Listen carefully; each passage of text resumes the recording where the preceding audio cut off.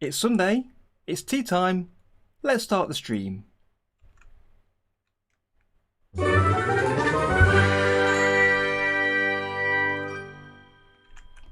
Hello friends and welcome to today's Sunday stream. How are you all doing? I see we've got a few people already here in the chat, so let me just say hello to them. So hi Maria, welcome, good to have you back again. And Broccoli, good to have you with us. Making me feel peckish just seeing your name in there. Hi there Chan Chan. You haven't got to wait any longer, here we are. Excellent, hello. Welcome, so what are we doing today? I've got a few things in mind to do today. A little later, I'll be continuing with the monster walk cycle that I started a couple of weeks ago, if you remember.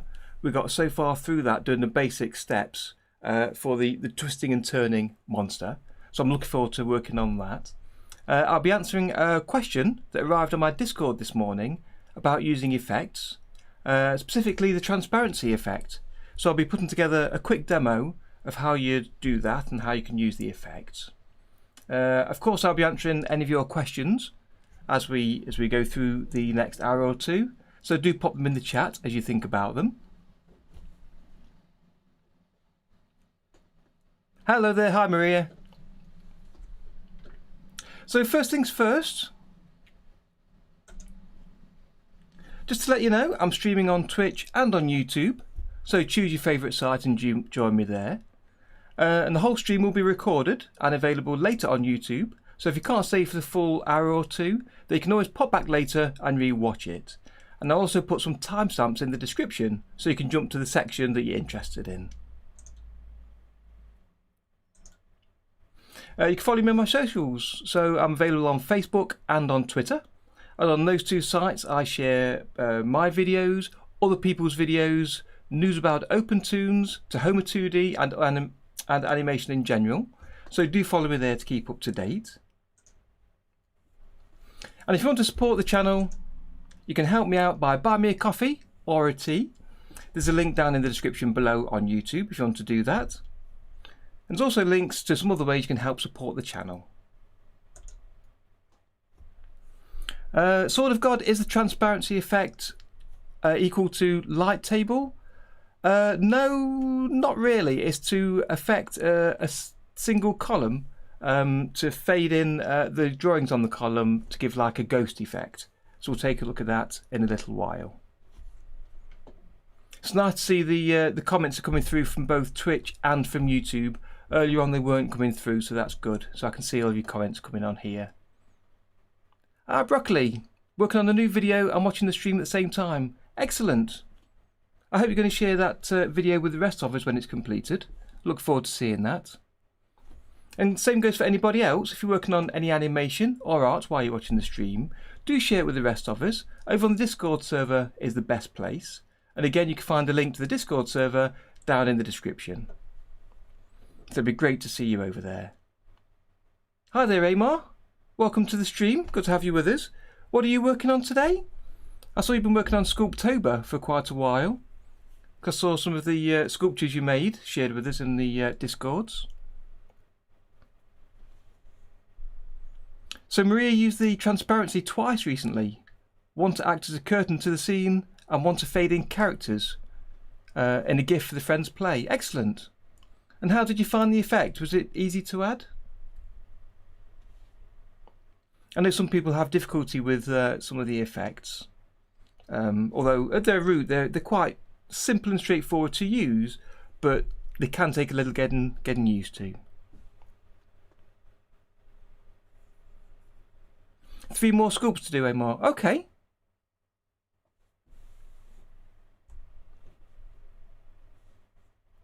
Good, that's good to hear, Maria.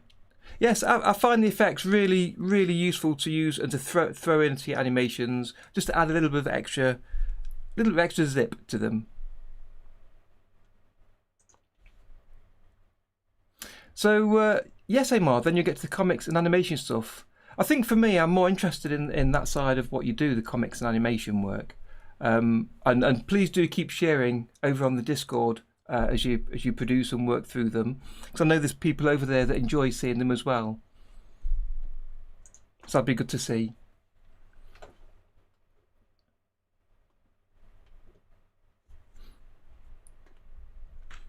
Okay, so do pass any comments into the chat as we go through the stream. Let me know what you're getting up to.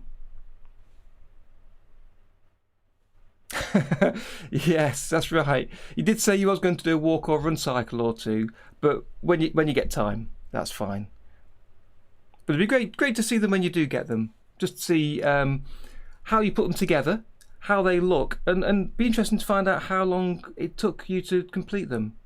Because I remember you were saying how they should only take 30 to 40 minutes to complete each cycle maybe, and what state the cycle will be in, how rough the sketches will be to get the basic timing for that. And it's always interesting, I think, for newbies to understand how long animation does take to know what to aim for and what to expect. But of course, as a new person to animation, things will take obviously a lot longer than it will be for somebody that's established and has gone through the cycle a few times. One sub with no videos is saying the auto lip sync tool in Adobe Animate doesn't work properly. Okay, I've not used Adobe Animate. I didn't know there was an auto lip sync tool. So that's quite interesting. How does that work? Do you feed it the audio file and it automatically works out the lip sync? Or do you have to do some manipulation to point out some of the vowels and consonants in the script? How automated is it? Because I know that I produced a tool myself, just to mention, you can find it on my Gumroad site, for using the Rhubarb tool to automate lip sync, where you just pass it an audio file and it creates a lip sync file that you import to OpenTunes or Tahoma, and it'll assign the mouth shapes to the correct frame. And you can take a look at that from my Gumroad site. But hopefully in the future, Jeremy, who developed Tahoma 2D, has said that he'll be trying to bring that library into Tahoma itself. So you'll be able to use Tahoma, point it to an audio file, and it'll automatically add the lip sync to a certain column. So I look forward to seeing that. So as usual, I've got my stream mug, Jack Skellington, with a cup of tea in it, just to keep me going for the next hour or so.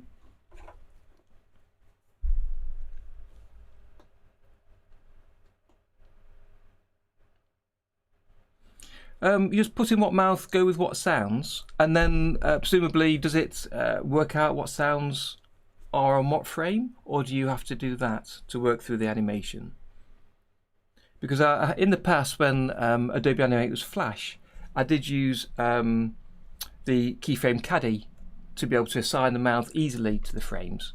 And I did a video a little while back about how the level strip is similar to the keyframe caddy in OpenTunes and Tahoma, and how you can use that to place the right mouth shapes. But with the automated tools, you won't necessarily need to use that.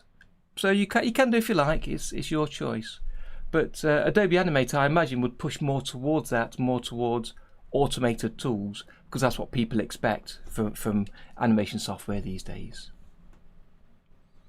Yes, Maria, so the kneeling exercises, I saw those yesterday. They were looking really nice. They took 3 hours. Okay, that's fair enough. You did draw the whole character. I remember someone mentioned to you that it might be worth adding some extra frames to work out the timing for those exercises, so it wasn't just the frames moving through the character through the positions, but also through the timing of actually kneeling down to start to work that out. And I think that would be a good thing to work on, to take a look at your timing. Tom, was it? Okay. Yes, definitely. It's definitely worth trying to work out the timing, even if it means that you've got one frame held for, one drawing held for 6 frames, another drawing then for 12 frames, and then 3 drawings for 2 frames each quite quickly. Working out that timing is really, really useful to find the key drawings and then ready for you to add the in-betweens to make the animation run smoothly. Excellent. If you've got time this week to work on that, that'd be great. And again, pop it in the Discord so we can all take a look. I'd be keen to see, really interested to see the difference between the first one you posted and the next one, with the timing in there. Yeah, a few more in-betweens would be good, but I'd suggest, if you aren't planning to already, to definitely work on the timing first before you add the in-betweens. So consider the timing of from standing up to starting to kneel down to hitting the ground, and then leaving a pause at the end, and then add a few in-betweens once you've got the spacing literally in between those.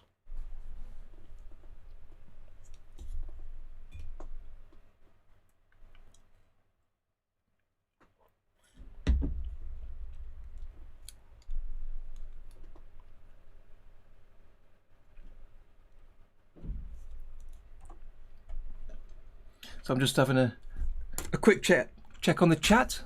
There I am. Let's have a little read of this then.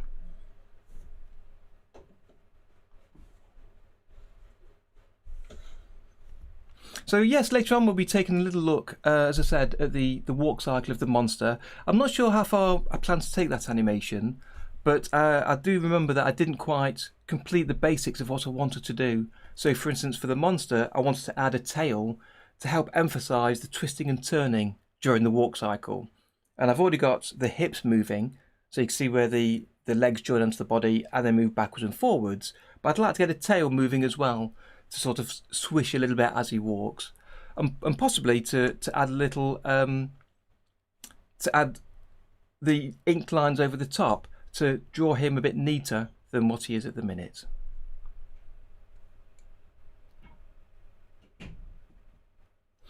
Yes, one sub. The problem is you have to put in-betweens in between frames for transitions to different mouths. Yes, it can do. I think the basic way of using the 10 standard mouth shapes is pretty good, but it can make the mouth a bit flappy where it's open or closed, or open or saying ooh or smiling. So adding transitions really helps. But that's a secondary step once you've got the basic timing of where you need those keyframes. A little bit like adding in-betweens to any movement. But depending on the character, just adding those 10 frames might be enough. As somebody pointed out to me when I was discussing lip syncing, if you look at, say, the Muppets, how many mouth shapes have they got? They've got basically 2. They're open or they're closed. And there's some movement in between, but there's only 2 basic mouth shapes, apart from Kermit that does that little scrunchy thing that he does. So you don't need too many mouth shapes. It's about the attitude of the character and what you're trying to emphasize with the character as they speak.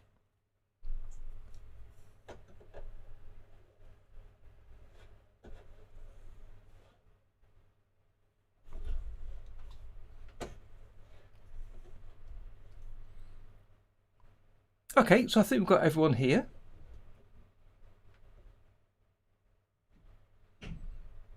So I think what we'll do is we'll take a look at some Tahoma news.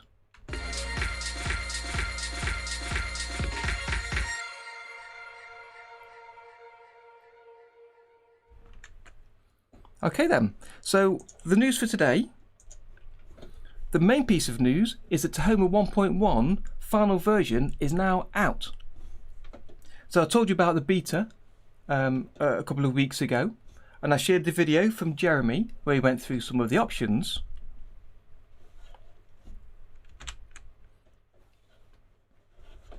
But now the full version is out. So you can get to that from the Tahoma2D.org website, and you can either go to the download page or from this link here, which will take you direct to a list of all the new features that's been added into the new Tahoma. So as he says, there's over 100 bug fixes, tweaks and new features. He's added the vanishing points and the advanced straight line tools on vector levels, so now all 3 levels have got these new brush tools. You can snap straight lines to 15-degree intervals, that's using the shift key. There's extra features for the vector brush tool to draw behind, auto close and auto fill, and I've demonstrated this in previous streams. There is a massive new grid and guides overlay system, and you might see some of this today when I start working in Tahoma, because I've downloaded this 1.1 version, so that's the version I'm using today. And we've got Linux builds, thanks to Manang John. And webcam should also work on Linux now. You can paste images into Tahoma and other features down here that I won't go through. Yes, Tahoma is free, Chan. Free to use and free to distribute your animations made with it. There's no overlays or anything added to it, no restrictions on the size of the animation. You can download it now. It's a portable version, so it downloads as a zip file, and then you just unzip the zip and then place the folder that you've unzipped in a location on your computer.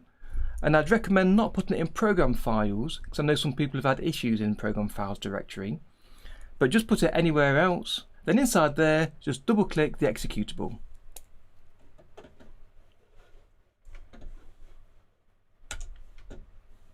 So when you're ready, take a look at that. I've also got a few videos I'd like to share with you today, or at least the locations of them. And I've put links to all of these down in the YouTube description, so take a look at those after the stream, or during if you like, if you want to take a full look at them. And the first one is from Tony Gaddis, and he's done this animation of the monster on a swing. And what this video is him showing his process for how I put this together. And it's a speed paint version, so it shows how he adds the drawings, works out the in-betweens,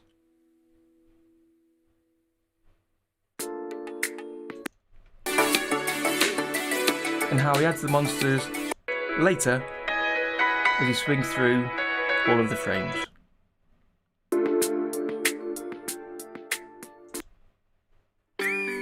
So I definitely suggest you take a look at that.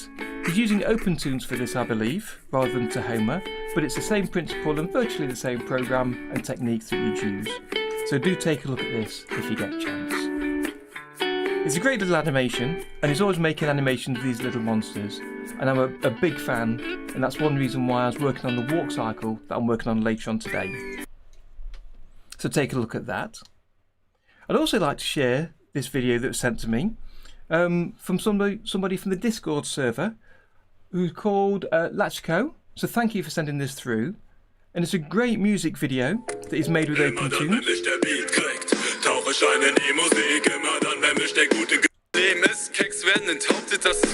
He's using the plastic tool and cut out effects and frame by frame animation you can see on the flames here. It's actually in German, so you won't necessarily understand what's being said, but you get the idea, and it's a great little video, so do take a look at that. And then just to share a couple of other videos of mine that you may have missed if you wasn't on last week's live stream, that's available over on YouTube. All the live streams are recorded, so you can take a look back at them. And if you take a look in the description, I add timestamps to each section so you can see what was in each stream, and then jump to that section to take a look at either a specific question or feature I'm demonstrating. And last week I demonstrated a few things, including this part here where I was demonstrating complex rigging in OpenTunes and Tahoma, and I discussed why you wouldn't necessarily want to do so, but demonstrate how you can do so. And then I also worked on an animation for the Among Us characters, a small run cycle, and it's pretty good run cycle to work on yourself if you want to start working on walk or run cycles, because they're basically only two positions for the run cycle. One with his feet on the floor, and one with his feet running in the air. And I've got a feeling this is trying to play an advert, but we'll see in a second. Yeah, here we go. We just mute that. So I'll show the whole process of the run cycle, from the sketching through to the inking, colouring. I place him on a background, and I animate him running from right through to left. And then I also change the scale and go from left through to right. And if you didn't get a chance to see the whole stream, or if you haven't got time to watch the whole stream for that part of the animation, I also edited just the animation part for this Among Us run cycle into a separate video that I released last Friday. And that's just 4.5 minutes showing the whole process from sketching through to ink through to colour, up to the final animation. So if you didn't see that last week, do take a look at that.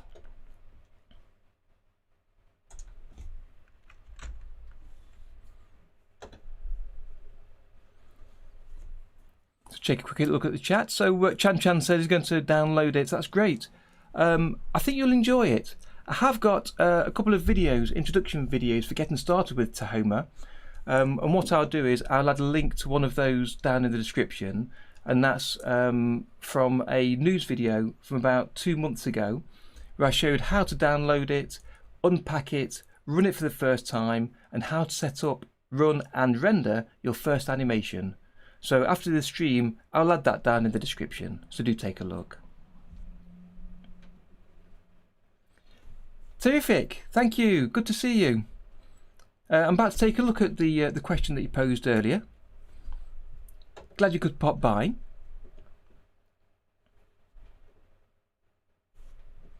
Maria says she found a run cycle with 4 positions and used that for an exercise last week. Yes, there's a number of different positions you can do for a run cycle. You can find some run cycles just with 2 positions, as in the Among Us cycles, or 4, 6, 8, and they can go very, very high. And I'm just thinking, I've got some in the book here, if you give me 1 second.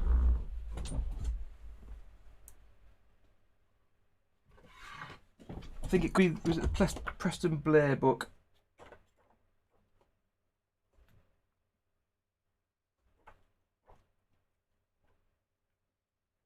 It's got so many animations in here. So here's one with 8 positions, for instance. And at the bottom here, I've got a walk and a run. We've got quite a few.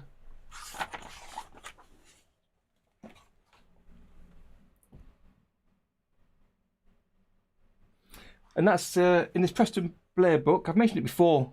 Cartoon animation, highly recommended if you want to take a look at a book for animation examples.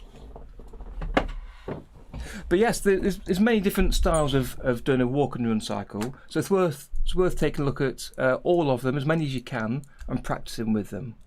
And if you do get a chance to practice with them and you feel like sharing, do share them over on the Discord. I'd love to see them.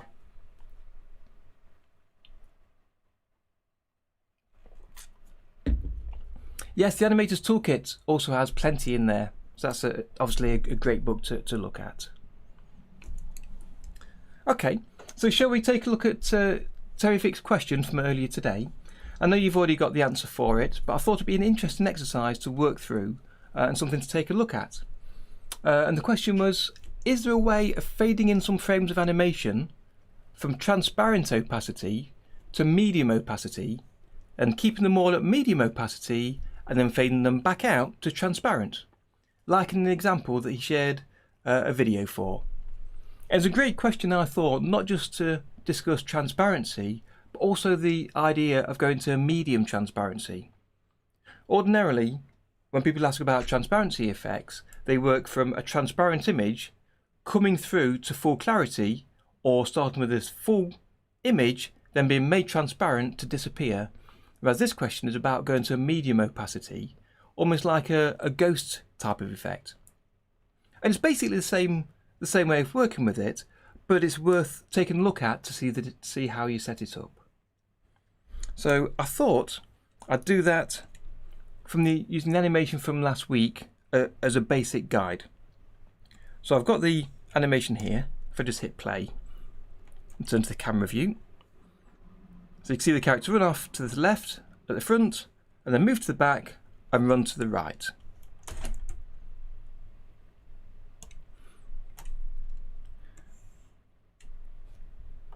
Okay, so I thought we'd start off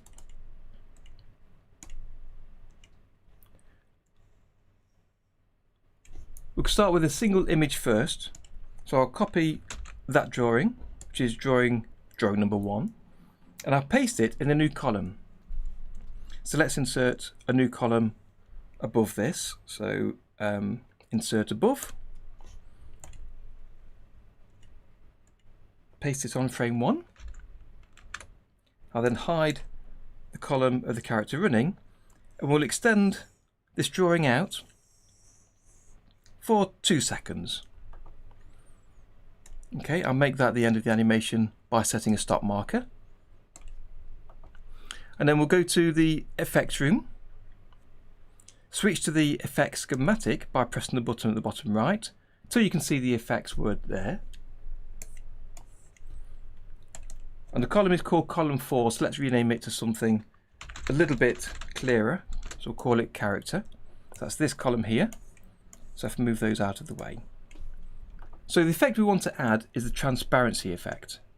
So I'll right click on that column, insert effects, and then it's in layer blending. And I always found difficulty finding the right effect in the right section. But it's just something you have to get used to try and find them. And if you can't, just keep looking. So hit transparency.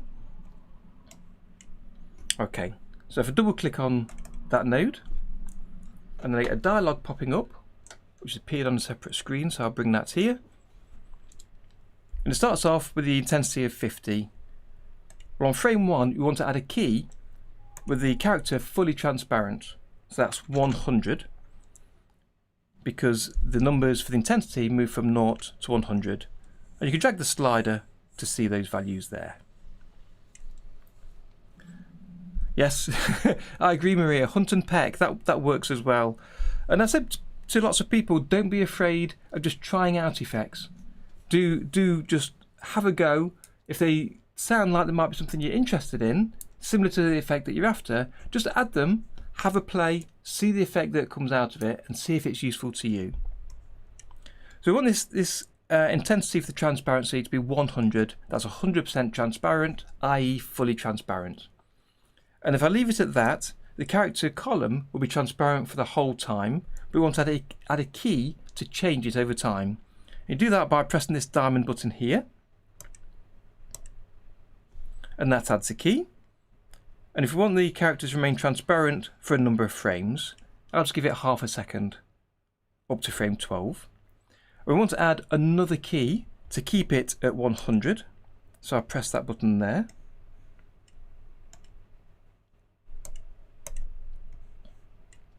Let me just check if that's working. Yes. So it's not showing the keys on screen here for some reason. So let me just double check by adjusting that. Yes. Go to 100. So ordinarily you should have a key here shown on screen like a little diamond. I'm not sure why that isn't happening, but I'll continue anyway. So from frame 12, we want the character to fade in from 100% transparent to partially transparent. And if we go to a number of frames later, so I'll go to frame 24, and we want this to move to say halfway, so I'll say 50, so I could type that in. 50% transparent. And to see how that looks, if you click on the preview button at the top right, press the button to add the key, and now you'll see the character is partially transparent. And if I play from the very beginning up to here, the character starts off as not visible at first. Then from frame 12, he starts to fade in up to 24, where he's partially transparent and remains partially transparent for the rest of the animation. So we want him to stay partially transparent for a while, and then a number of frames later, let's turn off the preview so it runs quicker. Let's extend this animation a little bit, because that's a little bit too short really, just to 66. So he stays partially transparent, and then on frame 54, I want him to start to fade out again to totally invisible. So I add another key by pressing the key button, so the value is set at 50 on this key. Going up to frame 66, where I want him to be fully transparent again, so I'll move it to 100 and press the key button. So that should do it. So if I preview that, and I'll do that through the preview window,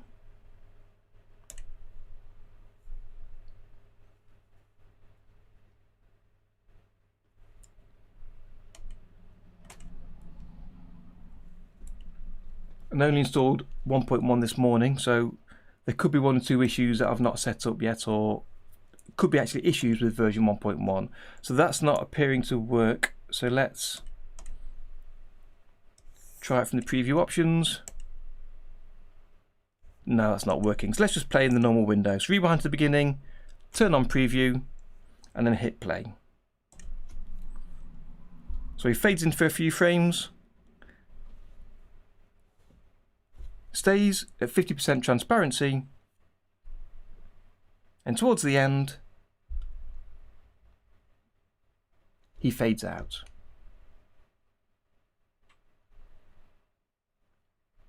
Yes, Tom, I imagine that we can see the timing on the curve view. I'm going to take a look at that in a second to show how that looks. So it could be because this is a sub scene, or as in OpenTunes parlance, you could call it a sub X sheet. So that's why maybe the keys aren't showing here, because you can step into there and you can see the number of columns inside that sub scene. So in fact, if I just do a quick experiment, I'll step into the sub scene. We've only got the 8 drawings. So if I go to one of these drawings and add an animation key, so in here I'll add an effect to the ink column. I'll just call it, use the blur one, and set the value and add a key. Yeah, there seems to be an issue currently where it's not showing the keys on the timeline. So I'll look into that a little bit later and contact Jeremy to see if we can get that sorted. But if we go to the timing room, and then here in the timing room, we've got the timeline at the bottom, and you've got this area here where you can see all of your animation keys. It shows all the columns attached to the stage on the left, and any effects columns you've got below it. So if you click on the transparency folder, it shows all of its values, only one, which is the intensity, in this spreadsheet view. So you can see from frame 1 through to frame 12, the transparency is set to 100. Then from 12 to 24, it changes to 50% transparency, stays at 50%, and then goes down from 50 back to 100 to fade out at the end. And as Tom pointed out, the interpolation between these keys, the animation keys I've added, is set up by default from the preferences dialog. So if you open the preferences and go to animation, you can see I've set up the default interpolation to be linear. And if you want to change it to be ease in and out or speed in and out, you can do that here. But once that's been set, you can also change it either in this view by right clicking in between the keys and choosing change interpolation to change it perhaps speed in and out, or you can change it on the left by changing it in the interpolation drop down here and clicking apply, or you can right click when you have the animation key showing on the timeline. You'll have this white line and you can right click on there and then change the interpolation type directly from there. Also, if you press the button at the top right, hello there Sifter, welcome to the stream. Press the button at the top right, you can see a graph of the animation keys that you've got showing in that view. And if you double click on screen, it stretches to fill the whole screen, or you can use the middle mouse button to drag around to take a look at the keys, and you can click and drag over a key to select it, or just click on a key to choose it, and then you can move it around to edit its values. So let's change this key here. If I click on the line, I should be able to right click on it here and change its value to speed in and speed out as well. And now I've got the value set to speed in and out. I can, if I zoom out a little bit, I can click on the key and I've got this handle that I can use to adjust the speed in and out amount to change the rate of change from one key to the next. So you've got a lot of ways to change the values, the interpolation type, and the actual values themselves. But if I click that back to the simple view, and I'll reset these values back here, back to 100. So you can just double click on a key and enter a value on here.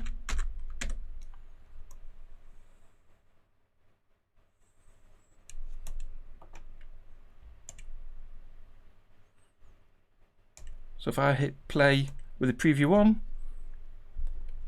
you should see that working there. So I hope that helps. So that's a lot of information about how you can set up and use the effects.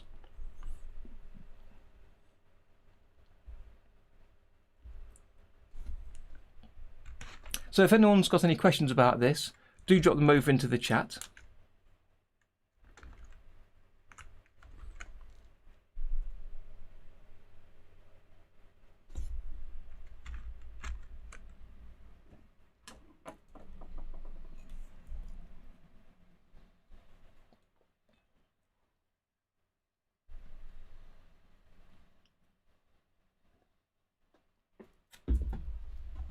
And the same basic setup works whatever the effect is.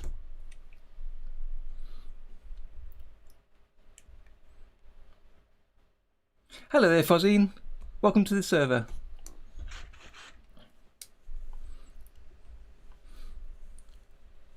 I hope you've seen the first part of the stream. If not, you can check it out later. It'll be recorded and back onto YouTube, so you can take a look at what we've done. But basically I was setting up the transparency effect to show how you can fade in and out, but also to fade in only to a small percentage rather than to be fully opaque.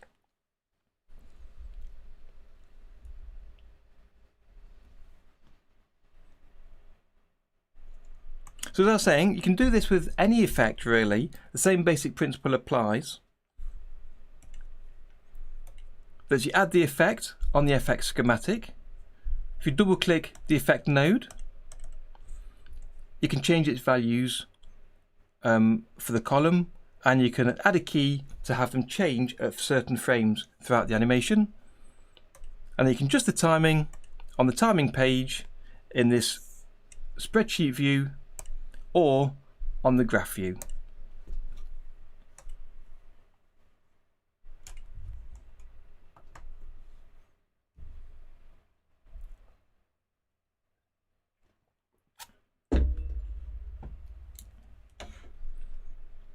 Ah, there's my preview window. It was it was on a different screen and very small. There we go. If I make this larger, just try closing that and reopening it again. There we go. It is just because it's opened on a different screen. So that was my fault there. And the preview window is really useful to use instead of using the main viewer to preview animation. And that's because if I rewind, as you make an edit to your animation, it has to build up the preview for every frame, which is a lot slower in the main viewer window. But you open the preview window, that previews the frames much quicker.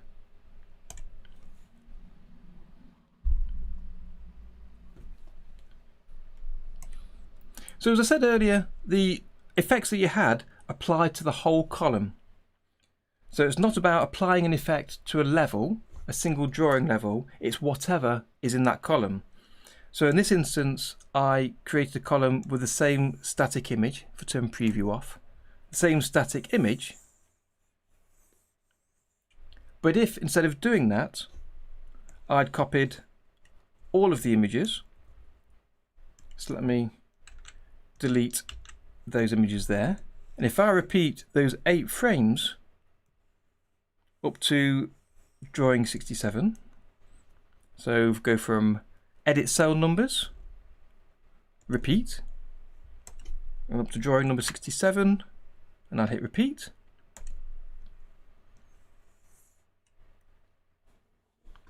That goes up to drawing number 3, that's fine. And then if I add an animation, so on frame 1 I'll change the position of this character to be, I'll put him off screen, and then on the final frame I'll lock the Y position so I can only move it in the X direction, that's to the left, and I'll drag the character all the way to the left. And now if I show the camera only view, which I've actually got the opacity set so you can see outside of the camera, so we can turn that up or down, which is one of the new features in version 1.1. And now when I hit play, in fact let me go to the preview window so the effect's added.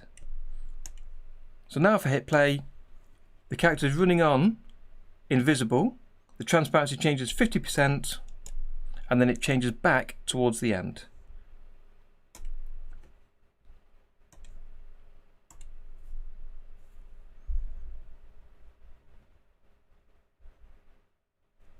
So you can see how the effect affects the actual column, not just the drawings that you've placed the keys on.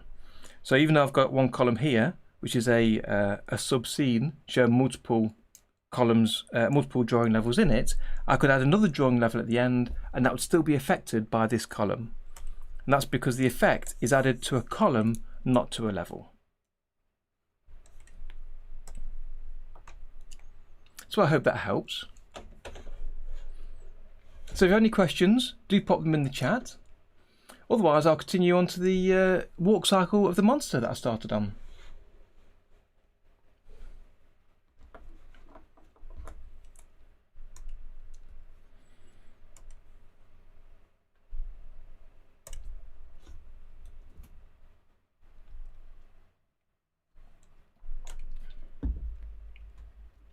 Okay, so if you remember a couple of weeks ago, I was talking about walk cycles, and I discussed a standard.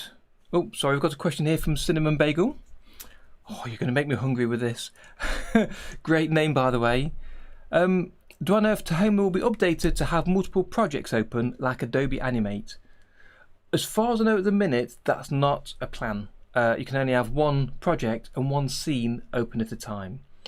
And you can open multiple copies of Tahoma with different scenes in, but you don't tend to need two scenes open at once. It's not a common thing that you can copy between scenes directly inside Tahoma. But I'm interested in why you might want to have two projects open. I can't think of necessarily a reason why you might do.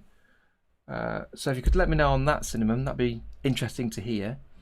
And I think the reason I can't think of why you would is because of the background of OpenToonz and Tahoma, that they were made to base around the standard traditional way of animating, where you're working on one scene at a time and you're working on a number of drawings for that scene, so you don't really need to copy between them in general. So you can copy assets between projects instead of drawing them over again. You don't need to draw them over again. If you've got assets in one project or in one scene, you can reuse them in another project or scene quite easily.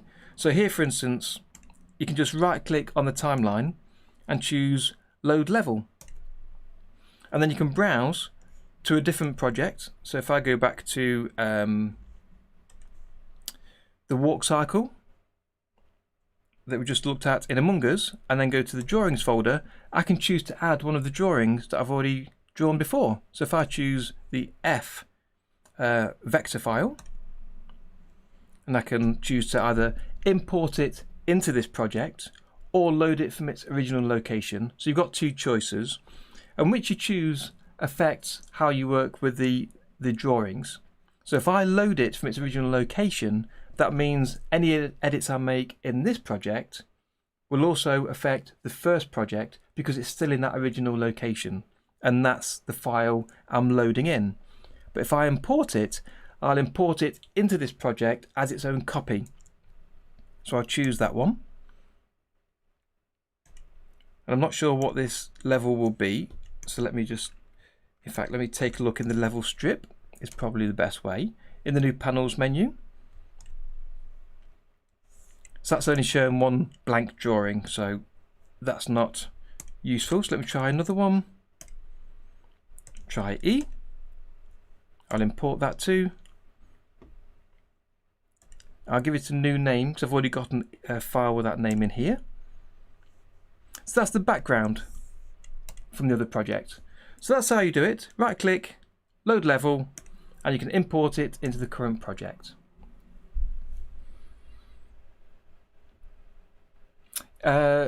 Cinnamon also asks, is it possible to make a folder for each Tahoma project to keep the levels separate? Yes, that's exactly what you do.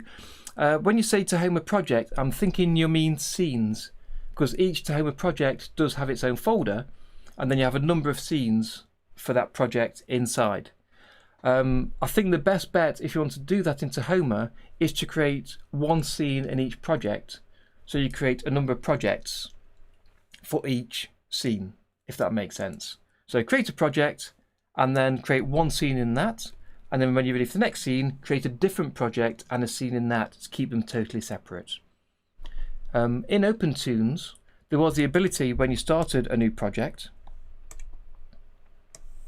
when you started a new scene to, in fact no sorry, it was when you started a new project to choose how you want to set it up. So you could choose to say each scene has its own folder for all of the drawings, and that kept them separate. And that's not currently available in Tahoma. It was taken out for simplicity, but I think that may well come back in the future. So keep your eyes open for that.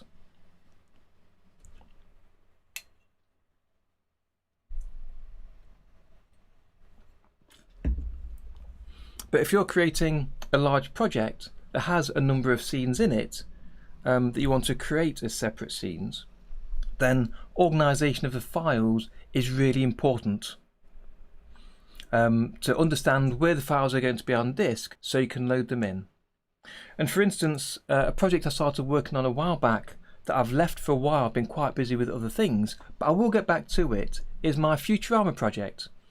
And for that I created a separate project to hold the characters, another project to hold the backgrounds, and then a third project for each scene that I then imported the backgrounds and the scenes in by using the load as subscene option. And that allowed me to have shared assets that I could use between multiple projects. So it's really, really important to try and understand where the files are on disk and having a little planning up front to know where you're going to import them from and where you're going to reuse them from. Sifter's asking, have I got any tips on how to think about the FX nodes? Using one FX node is one thing, but mixing more is where problems start to happen.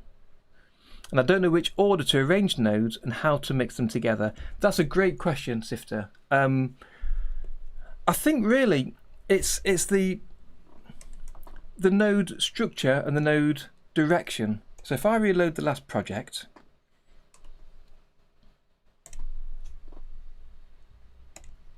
and go to the FX schematic.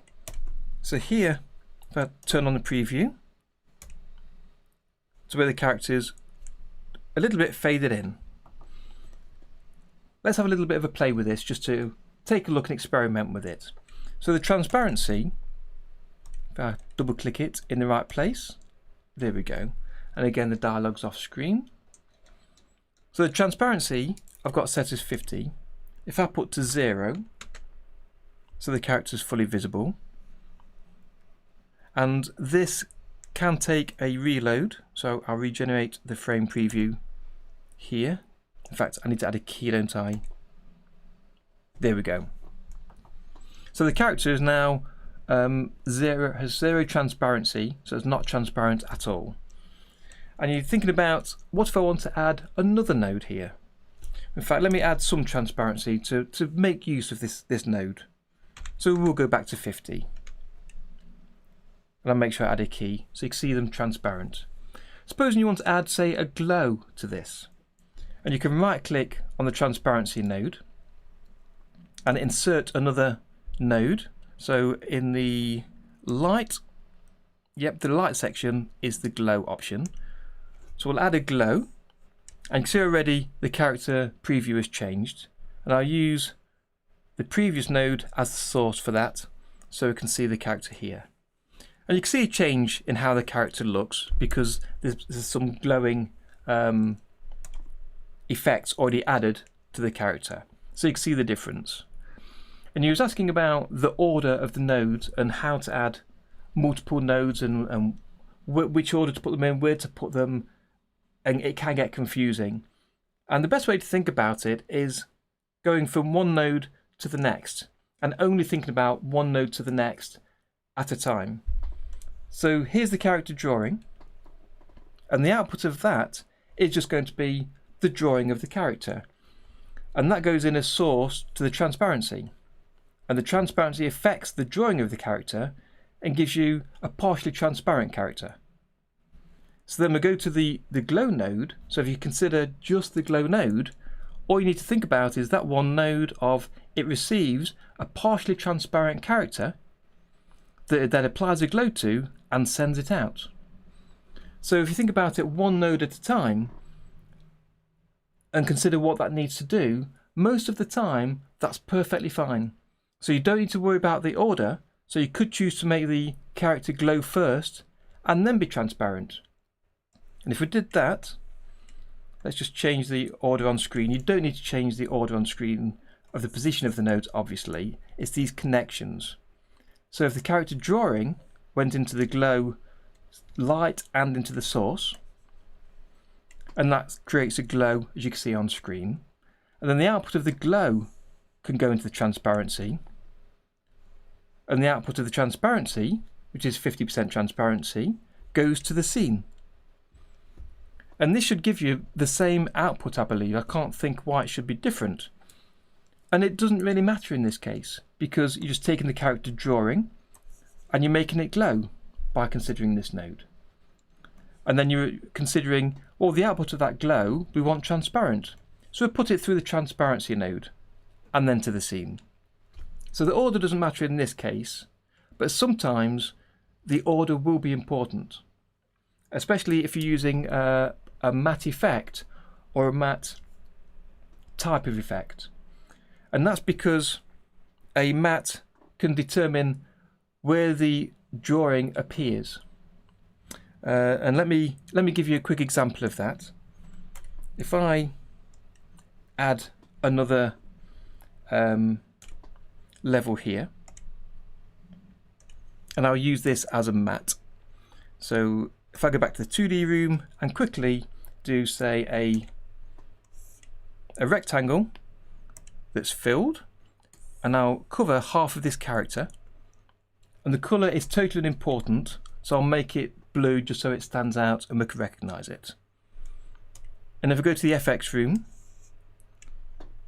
I'll name this column matte, just so we recognise it on the schematic. And if we use this matte as the matte effect, so we don't want to see this blue rectangle on the output, so I'll highlight the connection between the matte and the scene and just delete it. And then if I refresh the view, go to the preview first, and you'll see that the matte rectangle is now not visible. And I'll add a matte out effect, and for the output, the matte of this output, I'll use the matte rectangle, and for the input, let's just move these so I can make some space for us. And for the input, I'll use the transparency node and then put that to the scene. Okay, so hopefully if I zoom in, make this larger, you can see that the character has got a glow and a transparency, the order of which doesn't matter in this instance, so that's fine. And you can see the glow around the edge here, and it goes up to a strict line of where the matte out appears. So the matte is saying, don't draw anything past this point where that rectangle was. So that's one type of effect, with the matte coming at the end. But if you put the matte sooner, you'll get a different effect. So if I, instead of connecting the glow and transparency first, if I connect the character into the matte, you'll see we're not using the glow and transparency nodes. They're just loose at the side. So the character is just using the mat to mat it out where that rectangle is at the right hand side. And now if we say we want a glow and a transparency, so if I add these after the mat by putting the output from the mat into the light of the glow and into the source, that goes then to the transparency node. And if I connect the transparency node to the scene, you might expect to see the same output. But we don't. The difference being the matte and glow appear after, the transparency and the glow appear after the matte. So the matte has already determined where to draw the character with a sharp edge.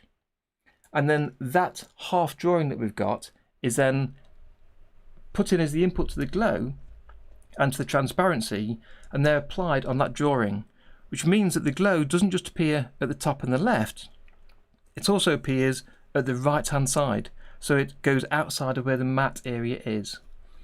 So the order of these nodes has been important because you get the input from the character and the matte through to the matte effect, through to the glow, the transparency, and then the scene. So I hope you can see the difference between the order of putting the matte first and putting it last.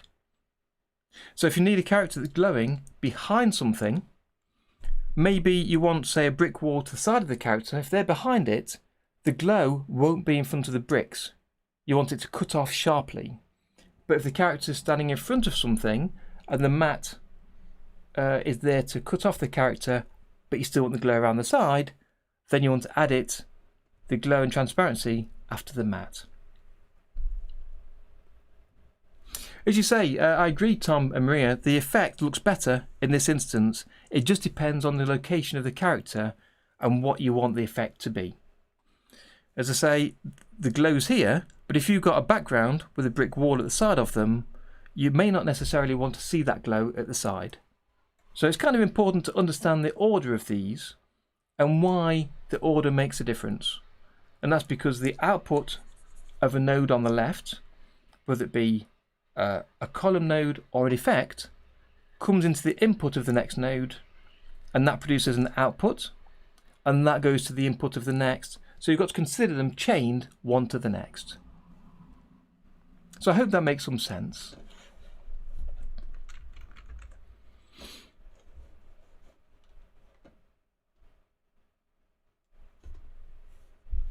So I'm just looking back at the chat. I can see Maria saying you've got a folder where you store all your characters you've been working on. Yes, that's going back to the organisation chat we had earlier. Sometimes it's useful to have these separate folders for a project, especially for a large project, and sometimes it's not necessary for a small project, especially a test one or just a small animation.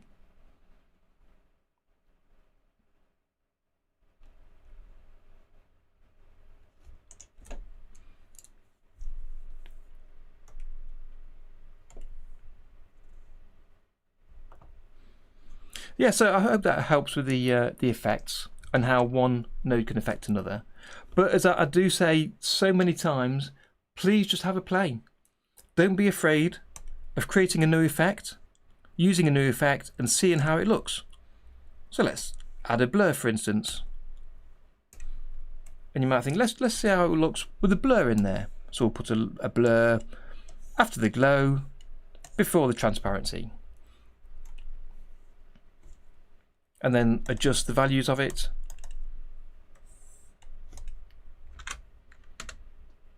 To try and get the effect that you want. And if it doesn't work, just select the node and press delete. Nothing lost. So don't be afraid to try out the effects. Have a look at all the ones that's in there. And see which works for you.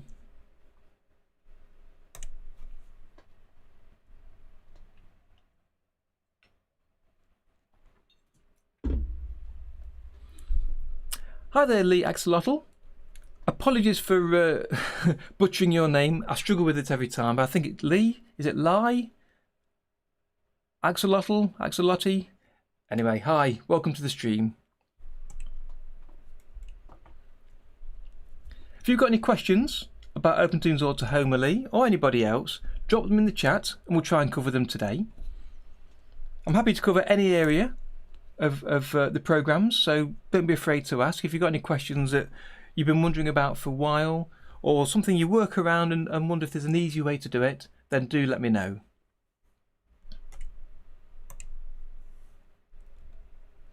And I don't know all the features of OpenToonz. Okay, I will do, thank you. I don't know all the features of OpenToonz and Tahoma, but I've certainly had a good play and tried to learn all I can. And the same goes for you. Don't be afraid to have a play. Have a look, click the buttons, try them out. Check out the YouTube videos you can find out there. There's quite a lot of information already out there. I've got a lot on my channel, so do take a look through the old videos on my channel. You might find the answer there. And also it's worth pointing out the new online manual link that's been in OpenToonz for a while and in Tahoma. There's a lot of information in here that can help you, so do have a look through that. Have a search. So for instance, we want to look at effects.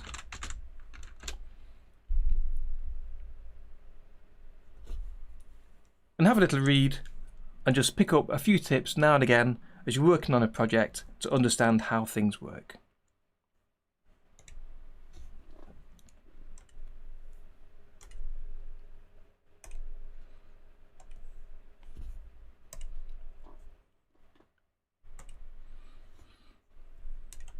Okay, so I was just talking a little earlier on about a small animation I was working on a couple of weeks ago for a monster walk cycle. And I'd already done one showing a basic walk cycle where your arms and legs are swinging in opposite directions and to look at the steps that you make for the walk cycle. And then 2 weeks ago I took a look about a more complex walk cycle, slightly more complicated, and that was to include some twisting and turning. So I made this small animation to show how there's the hips and shoulders twisting and turning as you walk. There's the shoulders and there's the hips twisting and turning in opposite directions. And then the core of the body, you just join up in the middle to show where the center core twists and turns as you draw it. And then I moved on to creating the first part of a walk cycle for a monster.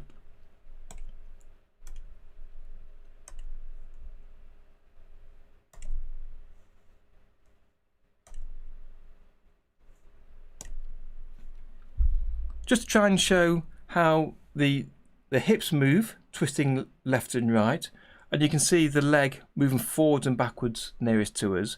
And in the background, the far leg is doing the same on the opposite side. And the same for the shoulders here, which the head is attached to, swinging left and right. So today I wanted to work a little more on this just before I finish the stream. So if you have any other questions about OpenToonz or Tahoma, do fire them in. Otherwise, let's get started on here.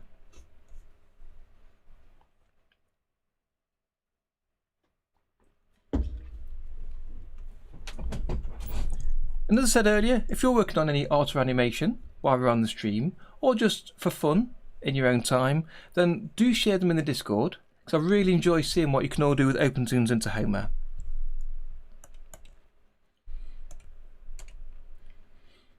Okay, so I've drawn all this character on the one level. That's fine, and I want to add a tail coming out here. So I need to trace the tail as it moves around the character. So starting on frame 1, let me just check I've got the pencil working. That's good. Okay, so the hips here, the far legs at the right hand side. So the tail, I think, will perhaps be around here, and then I need to move it swinging around, so on the side view the tail will be precisely halfway round. So let me look at the height of that. So it's just above where I've got the top of the hip there.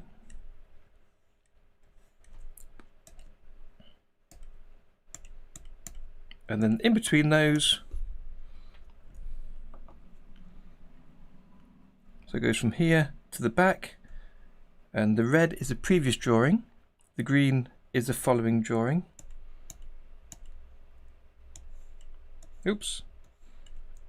So we're going from top, down, and then back up again. Okay. So it's coming down here. Let's get the height right.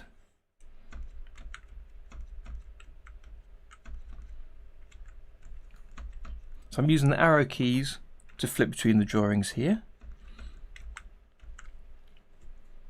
So it's not quite high enough there, so I'll make that higher. Good. And then the tail will disappear around the other side, and then start to come back again here on drawing 7, which is matching drawing 3. So I'll add a onion skin there, and then draw it in exactly the same place. And drawing 8 will match drawing 2.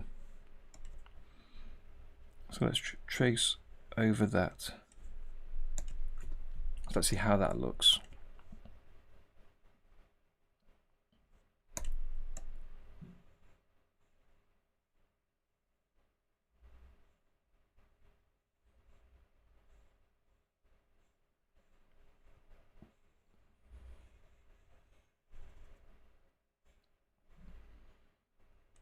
I've drawn that far too low.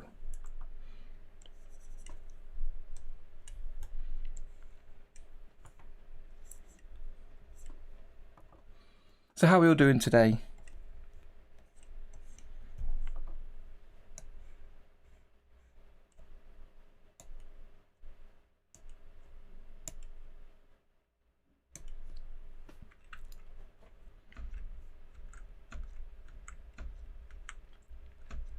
Okay, so bring this forward.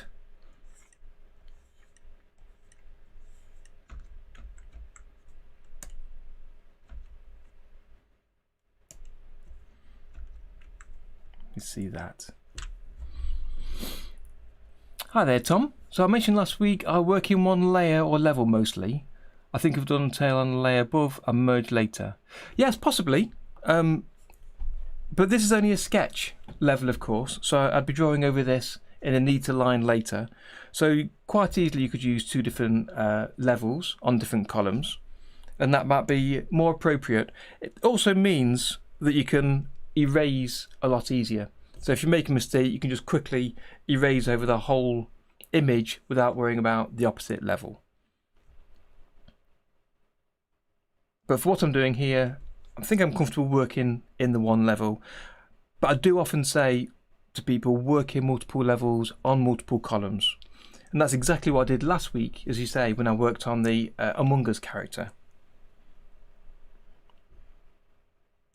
Okay, I think that works okay. If I just copy these drawings afterwards, it means I can click and drag without reaching the end of the animation on drawing 8 to more easily see the animation moving. So I can see here from 7, 8 to 1, the tail sort of moves around in a circular movement as the hips turn around and the character moves up and down. So that works pretty good. And obviously you'll be able to see the tail as the character turns around, but it's the connection of the tail that I want to get done first. So if I go to drawing number 3, where it's exactly at the side, this is where you can see the tail in its full motion, so I'll draw it in here first.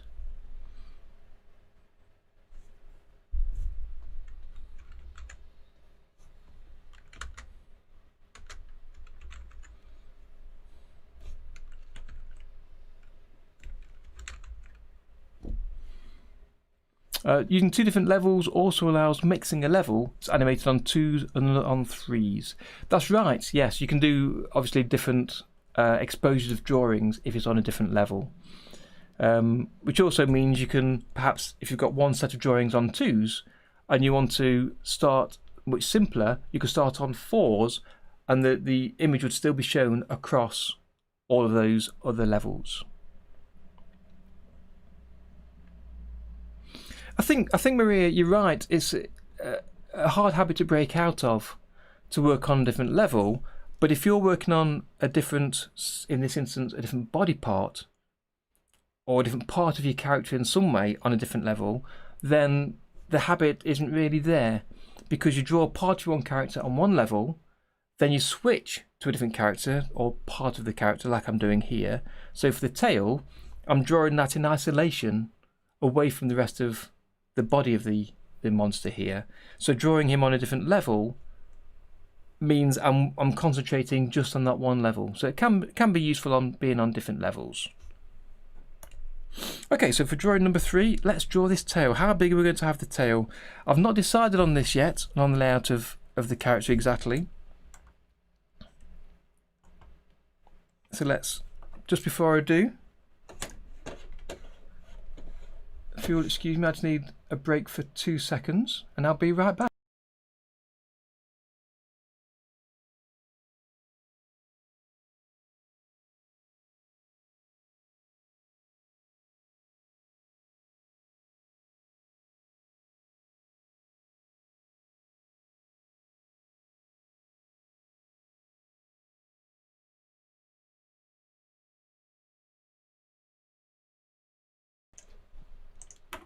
Okay, I'm back.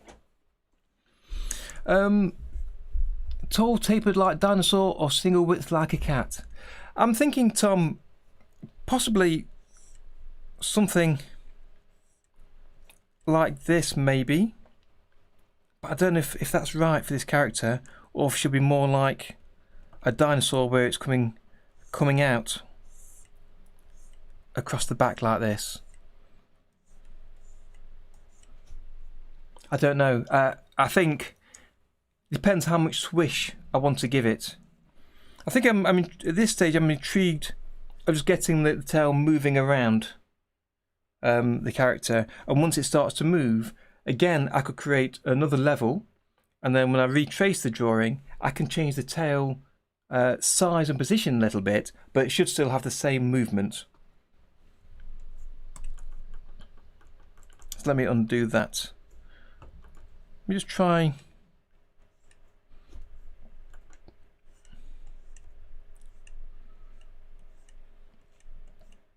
one of these. Maybe an S-shaped drooping down. Let me have a look. So are you thinking of this kind of thing?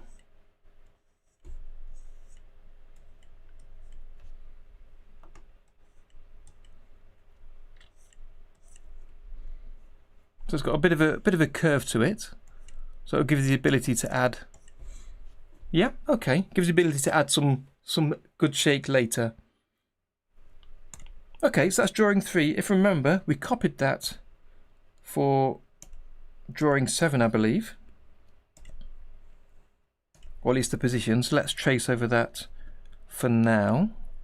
We might change it a little bit later, and it doesn't need to be perfectly traced, of course. It just gives us an indication of where this should be. And that wasn't great. Okay.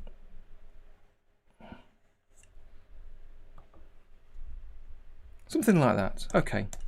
So let me turn off these onion skins. I keep catching them a lot. So it's going from his left leg all the way forward to swinging his hips round to the left.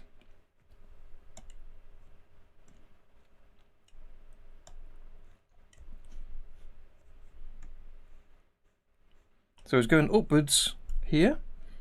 So if I look at the previous drawing on frame 4, and now the swish needs to be, this is going upwards a little bit up here, mind his arm,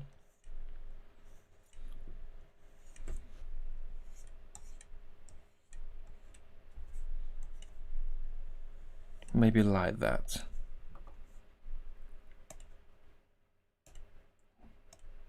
in the previous one.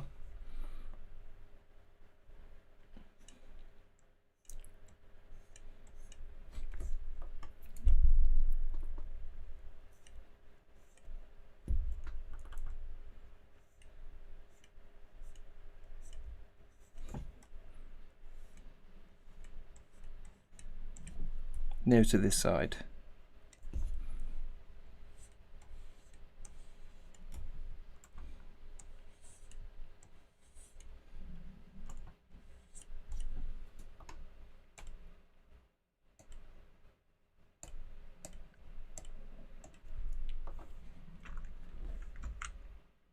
Then number one, the tail sort of wants to be pointing towards us a little bit. So we want to be introducing a little bit of foreshortening, so it's not as long. So let's see how we can do that. Difficult with his arm in the way here.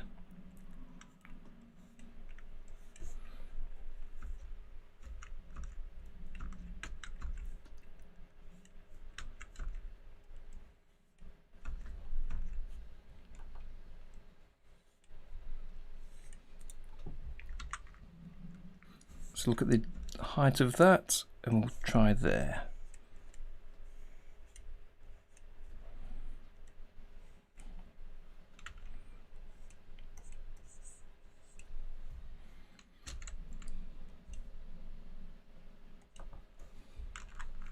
Okay.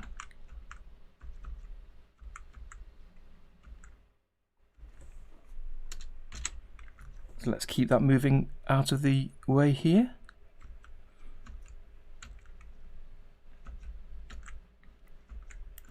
So it's going down.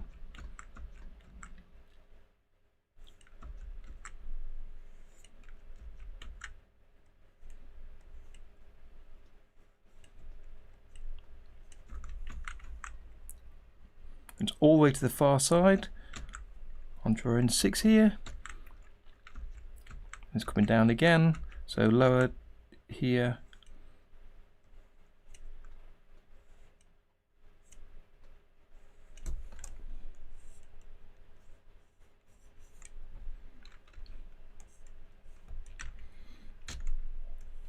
And as I said last time, this is only the sketch layer, so we'll draw this much neater later on.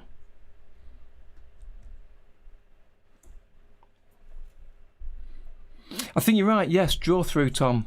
You're right, I am drawing around the arm rather than just considering the shape of this individual element. That's not right.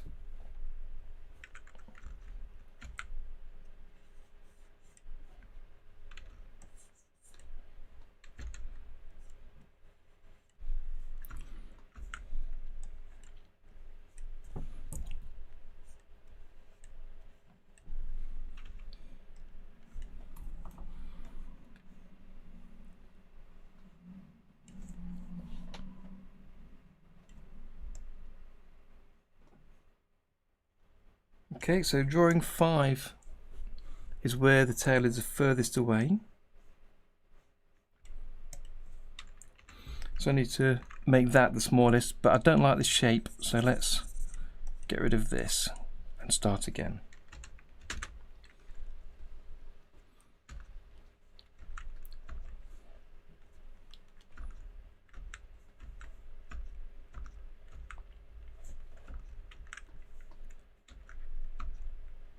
So it's coming down again.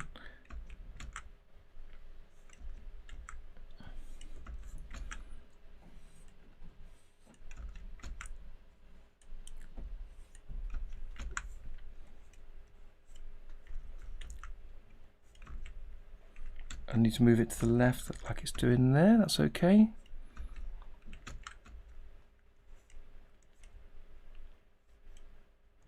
Okay, let's see how that is, and then come back into the right. I made that far too small, so let's bring that back.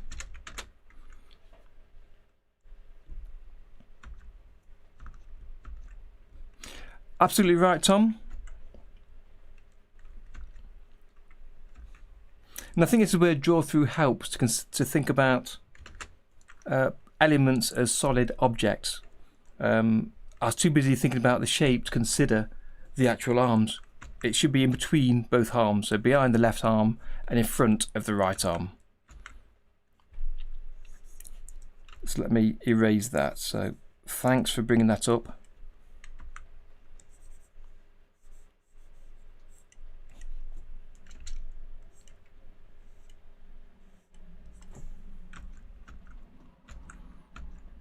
So again, this is where it's important, as you say, to not consider perhaps the arms and other parts of the body, just draw the tail moving around.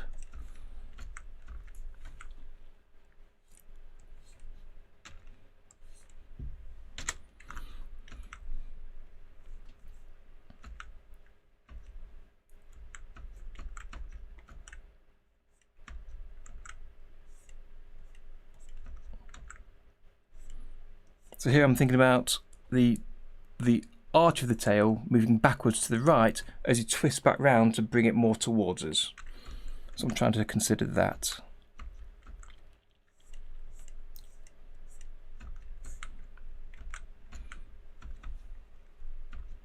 So the end of the tail is here. If I mark that with a line, which means that the end of the tail needs to be further across to the right, but not as far as the following drawing. So it's in between these drawings. So let's just draw a sweep here and we'll put it in the middle, something like that. And let's erase the arm. That'll give us a better look at it.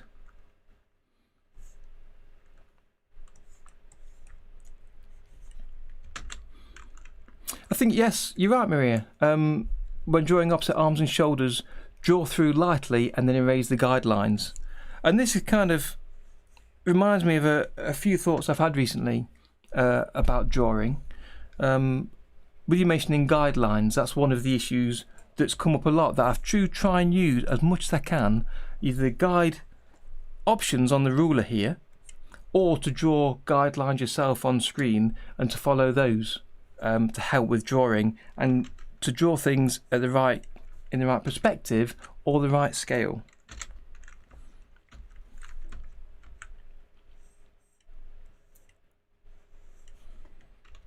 Made the tail far too fat there. And I was thinking about making a video about that in the near future to try and share some of these thoughts I've had to try and help other people. Hi there, Sketch Kid. What's going on? Well, we're right at the end of the stream, really. I'm just finishing off a few drawings I wanted to do for this animation. The stream has been recorded and will be available later on YouTube, so you can take a look at it as soon as the stream's ended here to rewatch any parts you've missed. I'll add some timestamps as well in the description, so you can take a look at those. So what's going on? So earlier on, I shared some news about Tahoma 1.1 being available, which you can download right now. I shared a few videos that I think you'll find useful, so again, take a look at that later when it's on YouTube. We took a look at the effects and adding a transparency effect and how to set it up with keys to adjust over time. And then we finished off with a few questions about the effects nodes and the placement order of them and how important it was to get them in the right order and chaining them together. So that could be quite useful to you if you're interested in effects. And then finishing off, I want to just try and add a few drawings to this animation I started a little while back. And today I want to add the tail moving around the monster as he walks to get the rough positioning ready for drawing neater later over the character. So that's where we are right now.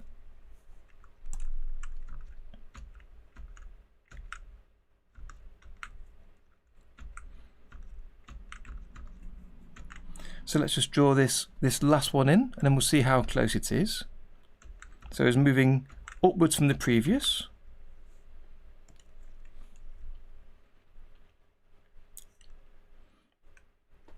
And it's coming towards the left, so the arch of the tail needs to be towards the left.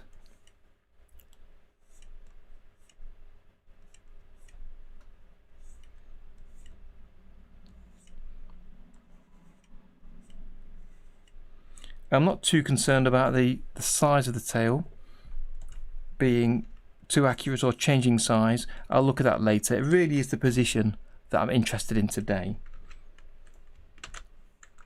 So that's, I believe, all 8 drawings. So we'll see how that looks.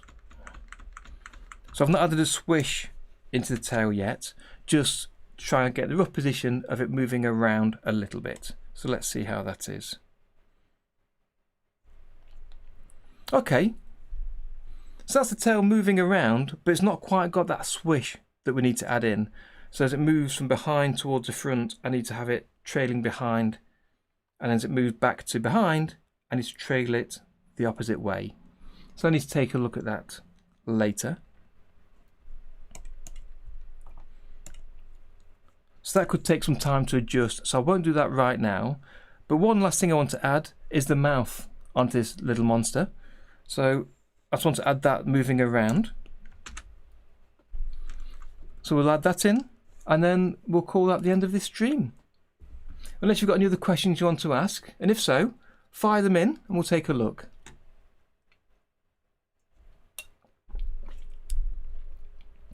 So there's a good question, Sketch. How do you make 2D animation look 3D?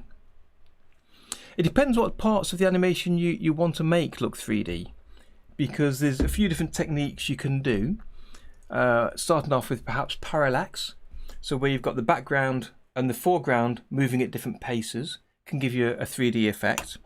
So if the camera moves from left to right, you can have the trees at the front moving quicker than the background behind, with the characters in the middle. So that can add to the 3D effect. And then there's also things like the shading you can do.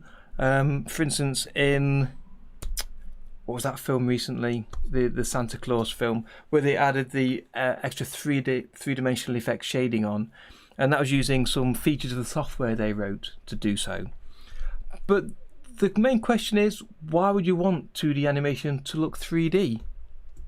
What is it that you want about the animation to be more three-dimensional? Because I think one of the beauties of 2D animation is the fact it looks... Klaus, thank you Tom. Klaus, exactly the film I was thinking of.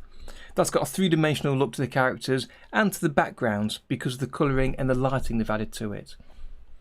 Yeah, the beauties of 2D is looking 2D, is the features of getting a cartoon actually moving and making the characters feel like they're alive. And that really is what 2D is about. But then on top of that, you can layer some extra things to add some extra effects and the three-dimensional look to it. So again, which parts of it do you want to look more 3D is really the question.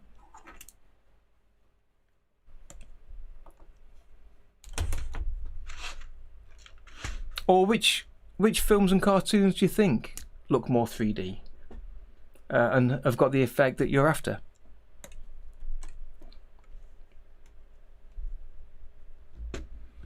I agree, Sifter. It's really interesting how the lines blur between two-dimensional and 3D films. And for 3D CG films, how they can look more two-dimensional. I've not seen Princess Kaguya yet. I've heard lots of good things about it. So that's interesting. So it's actually a 2D film, but they created a 3D effect. Okay. I must take a look at that sometime.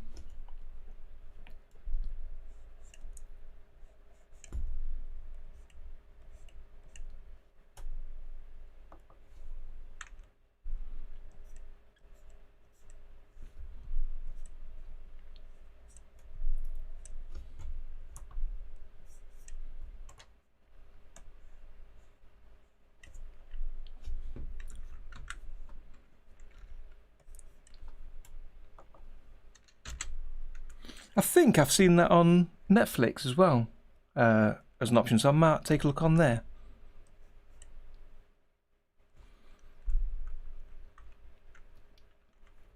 Yes, I do like it when these animations don't always look like they've got the hard lines, when they've got a different style to them. English for Fun, hi there, welcome to the stream. I'm just towards the end of the stream. So I'm just finishing off a few drawings on this animation, and then we'll call the stream a day today. I've been going for an hour and a half, so it's been a little while. As I've said to others, you can take a look on YouTube later where the stream will be, and I'll also have links in the description with timestamps showing each of the topics we've discussed, so you can jump straight to that section if you want to. So do take a look at it there.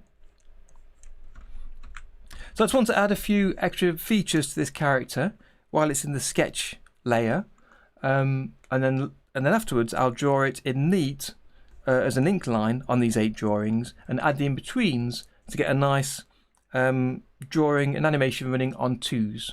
Because at the minute this is running on 4s, so that'll make it a much smoother animation. Compensation, that's fine. Yeah, you take a look at it later. There's been some interesting topics come up today.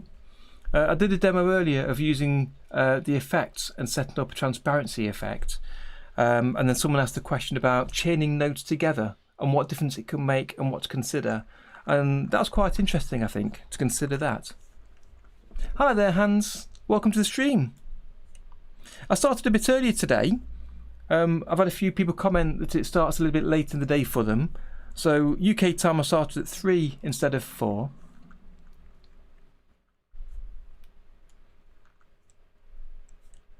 Yes, I really must take a look at that, Maria. I'll certainly put it on my list to have a watch.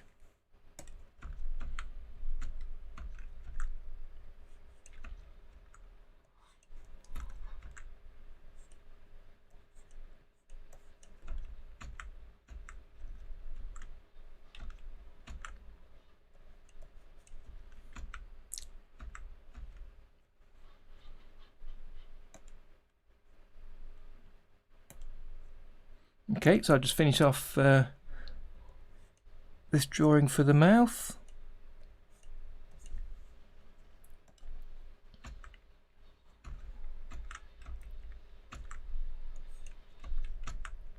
That goes up quite a long way. I'm not sure if that's too far, but we'll draw the mouth behind the nose anyway. Actually, Hans, with seeing you on here, I know you're interested in stop motion animation. I've got plans, possibly in the next 2 or 3 weeks, to release a video about stop motion. If you wait there 1 second.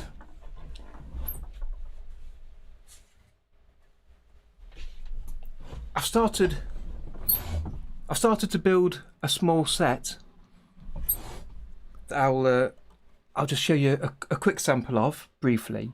I need to finish off the script for this and record voices and do quite a few things, but I'd like to show stop motion in Tahoma, which I've not really mentioned much on this channel, and it's something I'm really interested in and know a lot of people are.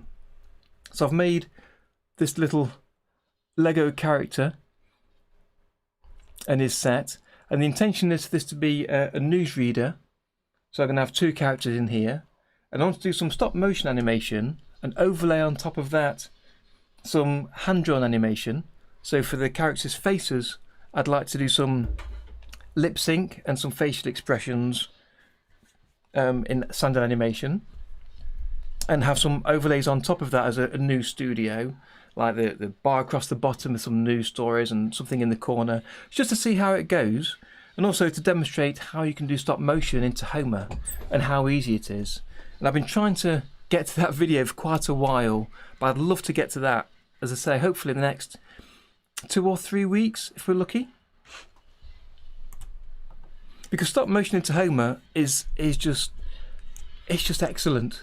Apart from the fact you've got stop motion, which you can do using a standard webcam, which most of us have on our laptops or a separate webcam potentially.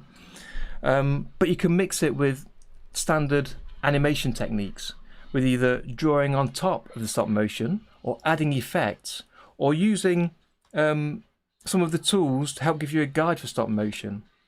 And I know that Jeremy's been working on slightly automated guides to help with that, so hopefully when that comes out, if you can finish that in the next few weeks or so, I might show some of that just afterwards. So I'm really looking forward to getting to that, because I've been wanting to get to it for such a long time. So hopefully we can get to that soon. Yes, SketchKid, I remember you saying you was having trouble with exporting in OpenTunes. What kind of trouble are you having? If you can help me out, let me know what trouble you're having. We can perhaps help you out with that. So is the problem that when you exported, nothing appeared? Something appeared wrong? What format were you exporting in? If you can give me some details, pop them in the chat, and we might be able to get through sorting that out today, hopefully. Exactly, robot chicken style, Tom. That's exactly what I'm after. Not quite as exciting and poppy as that is, but certainly combining the two techniques together. And I've got a number of videos lined up for stop motion to show different parts of it, but this set I've built is for the first video, just to demonstrate the basic use of getting stop motion working with Tahoma. Yes, I will be. English for fun, absolutely. Part of the stop motion will be as shared as part of the tutorial of how to do stop motion, but I'll also have it as a separate video. But I'm not sure quite how far we'll get with stop motion, but I'd love to show you a few techniques that we can do in Tahoma using the tools that we've got in here. Ray Harryhausen, one of my all-time favourites, absolutely. There's quite a few. I've got a couple of DVDs myself from Ray. I believe, is it nearby or is it on my other bookshelf? I think it's on my other bookshelf over there. Let me just take a quick look, 1 second.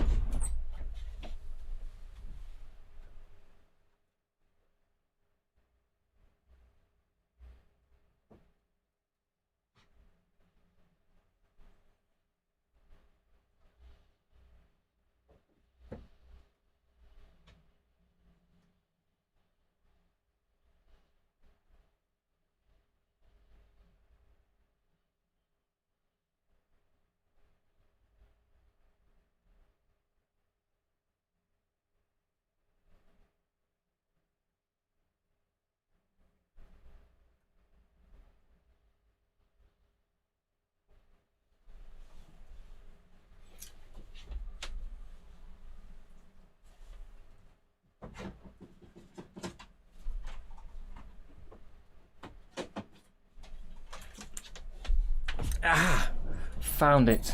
Found it. Okay, so I've got this one, the early years collection from Ray Harryhausen. Love it. Great video. Got lots of his earlier animations that he made in the in stop motion. So it's a great watch. I need to rewatch that again perhaps sometime. But yeah, lovely video. Great man. Did lots of great work for that. You mentioned robot chicken. This kind of robot chicken, that's the stuff. Got a few of those as well.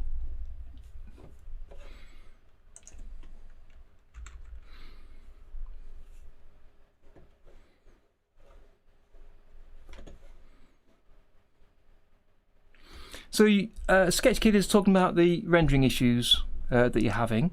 You watched the tutorial Noble Frugal Studio made, followed the instructions and didn't see it in your files. But you was able to send the file to your phone and use your phone for editing. So I don't understand quite how you didn't see the video in your files but then was able to send it to your phone without seeing it in your files. So I'm not quite sure. Why is the image in reverse? Oh, forgot about that. Good question. That's just the way I've set up my webcam. And it's in reverse for my benefit, so that when I lift up my left hand on my screen it shows a mirror. It makes it simpler for me to point up there at something on my screen or up here for the chat, so it isn't shown in reverse for me, but it means that that's in reverse for you. I forgot about that. So that's quite interesting. I forgot all about that. Let me take a look at that.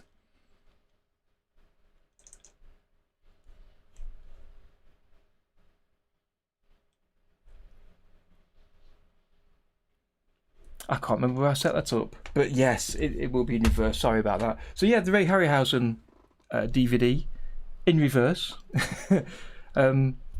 Great DVD. So I'm not sure what the problem is that you're having at the minute, Sketch Kid, but let me just show you how rendering should work. So if I open up a window, go into my folder where this project is, and go to my output. Okay, so I've got that available. So if I bring that on screen here, so this is the folder for the project that I've got. And in it you've got a number of folders you recognise of drawings, extras, inputs you may see, and outputs. If I open that folder, there's nothing in there at the minute, and I'll leave that on screen. And in my Tahoma project, if I go to the output settings, so I've not rendered this out yet today, and this is a copy of the project I had before, so it's not been set up yet. So if I want to render out, say, the first 8 frames, I choose to go from frame 1 to frame 8. I can give it a name, and I'll just call this Monster Walk. Forget that in the right order. I don't want this backwards. Change the file type, and the render format, I want to send it out as an MP4 in this instance. And if you're using Tahoma, you can choose MP4 as standard, but if you're using OpenTunes, you can't choose MP4 unless you've set up FFmpeg. And we could perhaps chat about that afterwards if you are interested in that, if you're using OpenTunes. And then the place to saving says plus outputs, and if you leave it as plus outputs, that is the outputs folder for this project. So if you know where you created your project, then it's the outputs folder for that. You can press the 3 dots to the side and then choose a different folder to save out to. But you can see here it's coming to the outputs folder by default of the current project. But you can easily just save it into your My Documents or into the videos folder of your documents or anywhere else on disk. But if I leave that just to the outputs folder, and then you can just hit render or save and render. And if you're using Tahoma, I'd always recommend choosing save and render because the project isn't saved at the minute, and that makes sure it's saved first. So if rendering crashes the project or the program, you'll still have a saved copy of your animation and you won't lose any data. So if I go to the outputs folder, here is the MP4 file in the outputs folder, waiting to be watched. Or you can change the file format to go to, say, a GIF or GIF if you prefer, and I'll give this a different name just so you recognize it differently, and I'll call this Monster Walkies. Why not? And again, save and render, go to the outputs folder, and when that's finished, you can see it on the right here, we should see a Monster Walkies gift file in the outputs folder. So that's what should happen. So I'm not sure what problems you're having at the minute. So if you want to pop that into the chat, and we'll see if we can help you out with that. But it should be as simple as that. You tell it where to save in the outputs folder or whatever, what the name of the file should be, and what the file format should be. And always make sure you save first. But if you're using OpenTunes, you only get the option of render, so make sure you choose save all before you do render, just in case. Okay.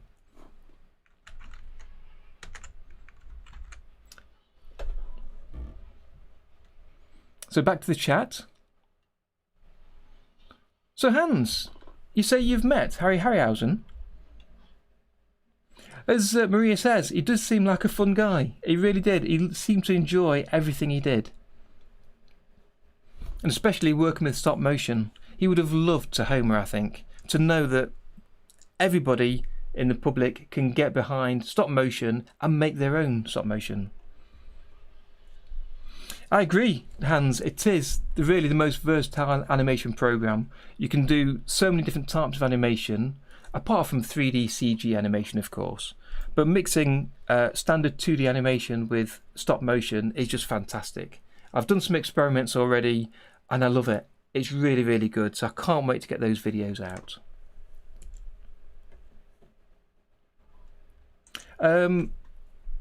Kalizmi asks, does Tahoma allow direct import from OpenToonz projects? Yes, simply yes.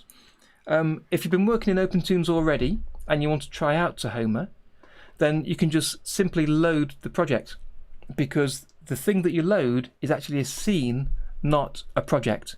So when you come to load, you choose load scene, and if I go to my OpenToonz folder, these are all my old OpenToonz projects.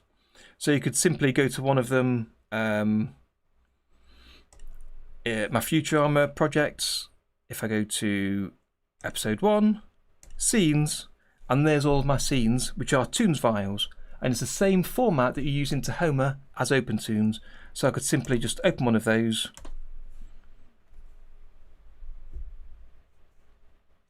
and there it is.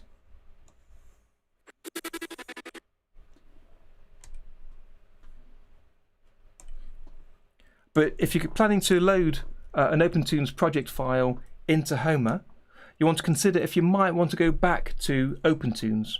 So you might prefer to experiment with a copy of the project. So if you go to your Explorer view, and I've already got my Tahoma projects here that I'm using, and take a copy of the project and then open the copy of the project into Tahoma, so that you could always go back to the OpenToonz version if you change your mind. And it's worth mentioning that there is a difference between the project files in OpenToonz and Tahoma. The scene files are the same, so are the drawing files, but the project files are named differently in Tahoma. So if you create a project in Tahoma, it'll have the name Tahoma project.xml, but to open that project in OpenToonz, it expects this XML file name to be based on the project file name, so this won't open in OpenToonz without making some changes. So that's just something to consider. But if you've already been using OpenToonz, as I was for 2-3 years first, before switching to Tahoma, you can simply load all of your old projects in Tahoma with no changes whatsoever. It's really, really flexible.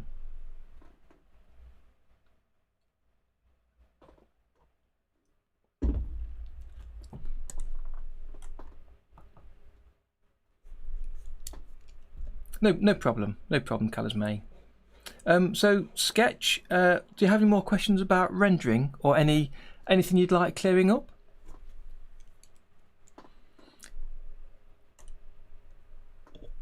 As I say, when you go to the output settings, I think part of the problem might be that you're losing the folder and not knowing where the video file is being output to. So press the dots and you can see exactly where the output folder will be. But you also seem to be having some issues with copying it to your phone. So if you want to pop those into the chat, do so. Or come back to me later in the Discord and we can chat about it there. Okay, so let's see where we got to here. So I've just added the mouth earlier. So let's give that a play. Yep, so the mouth moves now with the nose. So that's all of the basic features on this monster character. So that's ready now for me to trace over that and make a neater line, which I'll do at a later time, either in a stream next week or I'll do it offline. I'm not fully decided yet. Hans asking, saying we should have an import OpenToonz project to take care of that. Possibly. I think importing OpenToonz projects isn't as much an issue as opening Tahoma projects in OpenToonz. So I believe if you open an OpenToonz project in Tahoma, Tahoma creates the extra project file that it needs to store its information in. So I think it's working okay in one direction. It's the other direction, going to OpenToonz, where the issue might be. And I did suggest to Jeremy, who is the guy building Tahoma, that perhaps he has a either a script or details of the differences between the two project files. Because if I take a look at this project file,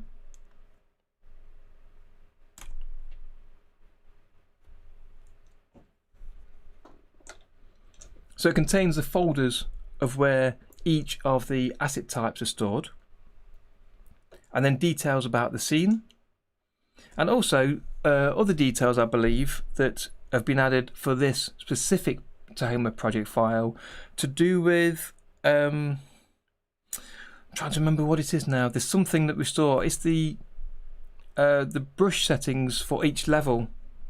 That's right. For the perspective tools. So the location of the vanishing points and some of your other settings are stored in this project file, and that's not relevant to OpenToonz that doesn't have that tool yet. So that is one of the differences there.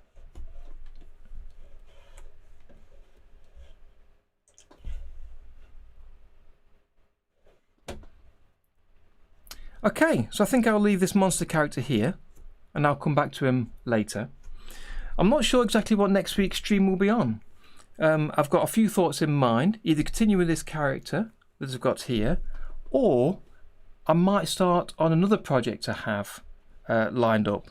I joined a collaboration project to reanimate a Bugs Bunny cartoon, and I've got a scene that I need to work on for that at some point. So I might do that on the streams. So we'll see on that, or perhaps if you've got any thoughts of what you'd like to see on these streams, do let me know over on the Discord. Or if you've got any questions that you'd like me to answer on the stream, then again, pop into the Discord and let me know there what you'd like to see.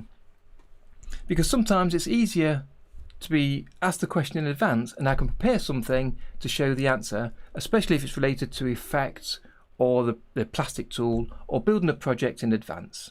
So do that, and I'd love to see you over there. And I think finally,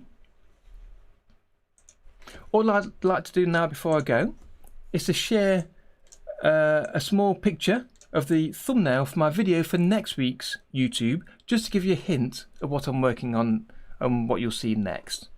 And that is a video where I pull out a box of my childhood art and have a chat about my art journey when I was younger, leading up to more recently in the past few years working with OpenToonz and Tahoma.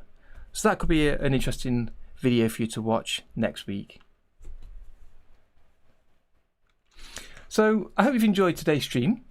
I hope you found it useful. Absolutely, Bob Ross. Yes, I did do a pretty poor sketch of Bob, so I'll minimise him because he looks a bit hunchbacked and a bit peculiar. There we go, he's gone. So I hope you've enjoyed today's stream. And if you missed any of it, then do join it later again on YouTube, where you'll find a full recording and timestamps down in the description to jump to each section. So in the meantime, keep animating, and I'll see you for the next stream. And that's a guarantee. Have you always wanted to animate but didn't know how to start, and software seems expensive and difficult to use?